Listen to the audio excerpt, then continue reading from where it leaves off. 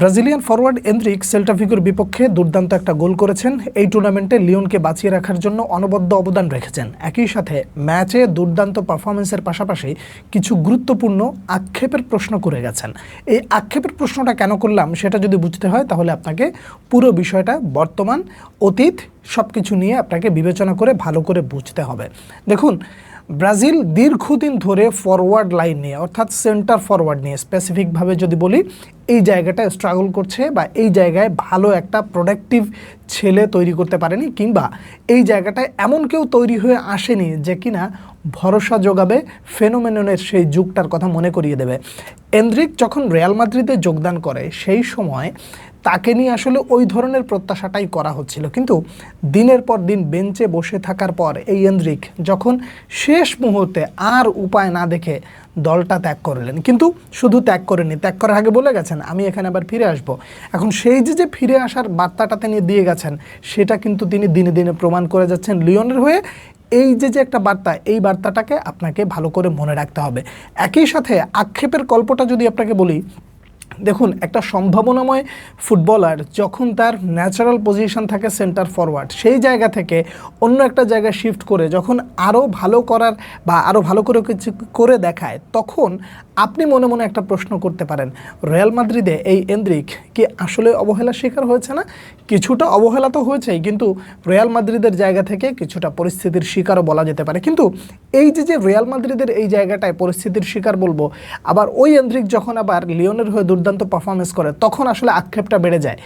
এখন বর্তমানে রিয়াল মাদ্রিদের যে টানাপোড়েন অবস্থা যাচ্ছে সেই জায়গায় এন্দ্রিক থাকলে কি আসলে ভালো করতো না? ডেফিনেটলি ভালো করতো, কিন্তু সেই সময়টাই আসলে এন্দ্রিক চেয়েছিল যেই সময়টা সে এখন লিওনে পাচ্ছে।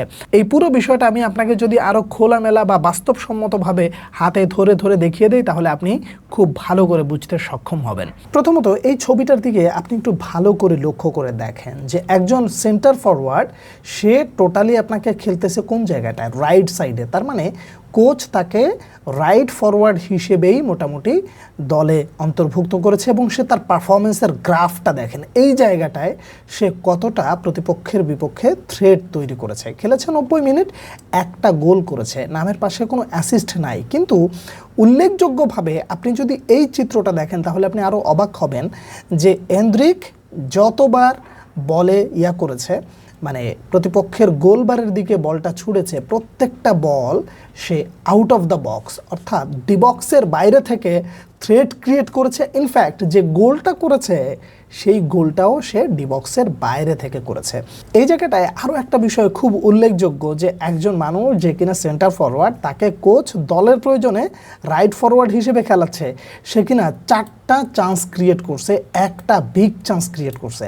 এই একটা বিগ চান্স ক্রিয়েটটা আসলে কীরকম ছিল যারা খেলা দেখেছেন তারা খুব ভালো করে বুঝতে পারবেন যে ডি বক্সের বাইরে থেকে সে বলটা যখন ক্রস করেছে সেই ক্রসটা নিজ দলের যে একজন খেলোয়াড় তিনি হেডও করেছিলেন, কিন্তু গোলকিপারের অন্যরকম দক্ষতায় সেই জায়গায় মানে সেই যাত্রায় লিওন গোল পায়নি বা এন্দ্রিক অ্যাসিস্টটা পায়নি। যদি ওই গোলটা পেয়ে যেত তাহলে তো এই দলটা জিতে যেত, অর্থাৎ এন্দ্রিকের গোলের পাশাপাশি আর একটা গোল যদি পেয়ে যেত লিওন তাহলে দলটা জিতে যেত। শুধুমাত্র কি তাই, দেখেন শর্ট ব্লকের জায়গাটাও আপনি যদি দেখেন তাও সেইখানে আপনি দেখবেন সে 4টা শর্ট ব্লক করেছে, শর্ট অফ টার্গেট একটা এবং শর্ট অন টার্গেটে আছে 2টা। তার মানে পুরো 90 মিনিট সে প্রতিপক্ষকে এতটা ব্যস্ত রেখেছে, এতটা থ্রেট ক্রিয়েট করেছে এবং নিজ দলের জন্য নিজেকে কিভাবে উজাড় করে দিয়েছে এইটা আর নতুন করে বলার প্রয়োজন নাই।